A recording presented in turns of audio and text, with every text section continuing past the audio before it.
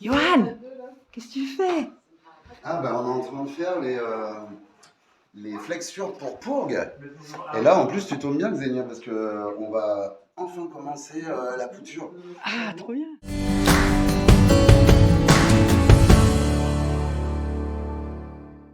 Là en fait ce matin on est venu tracer en fait nos ourlets dans lesquels on va insérer une drisse, tu vois.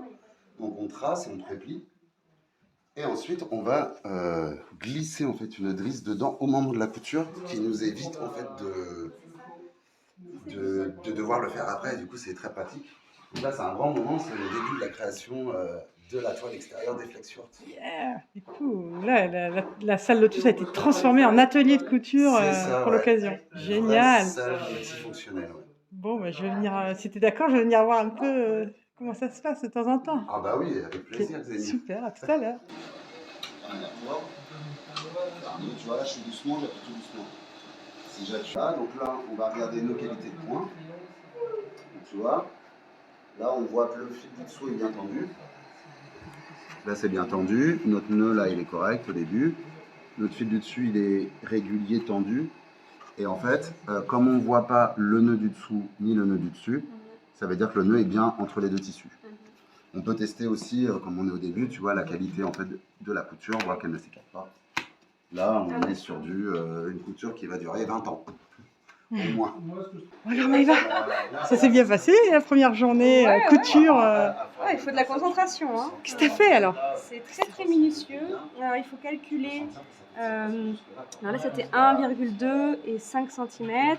Après on replie, on frotte avec le briquet pour marquer le pli. Et ensuite après ça va à la couture. Et après il y a le fil du coup qui passe. Donc, mais c'est beaucoup de concentration parce que. Donc là, en fait, on vient d'unir les deux demi-bandes du mur et on a enfin le premier mur complet de la grande flexure, des deux grandes flexures. Et donc, qui va faire combien de mètres? 4,60 mètres. C'est la deuxième étape de la couture américaine qui se fait en deux étapes. D'accord. Donc nous, on a superposé deux tissus comme ça. Ensuite, on les a ouverts, tu vois, comme ça. Et ensuite, là, ce qu'on fait, c'est qu'on les tire bien pour aplatir la couture. Ensuite, on va marquer un pli comme ça. On va replier comme ça. Bon, je peux pas, sinon je vais me casser les doigts. Et ensuite, on va revenir piquer ici. C'est la couture la plus résistante du monde. Ah ouais. Et donc, alors, tu peux venir voir le travail très assidu de Béa, tu vois, qui va venir en fait marquer le pli au ras de la couture. Et ensuite, ce qu'on va faire, c'est qu'on va plier comme ça. Et on va venir piquer ici. Ah, super. Donc c'est la meilleure couture du monde et c'est la plus étanche. Il peut plus voir des cordes, on sera à l'abri.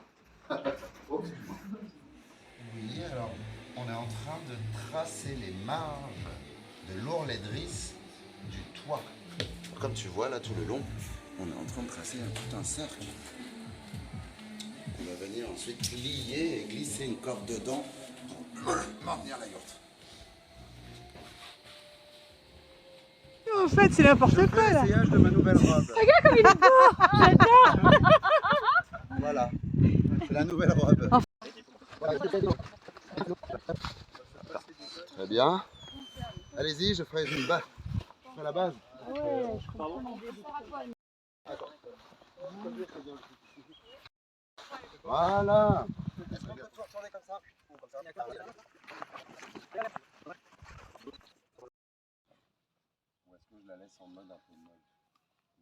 Alors Johan, petit résumé, t'en es où? Ça va? Tout va bien? C'est quoi ça?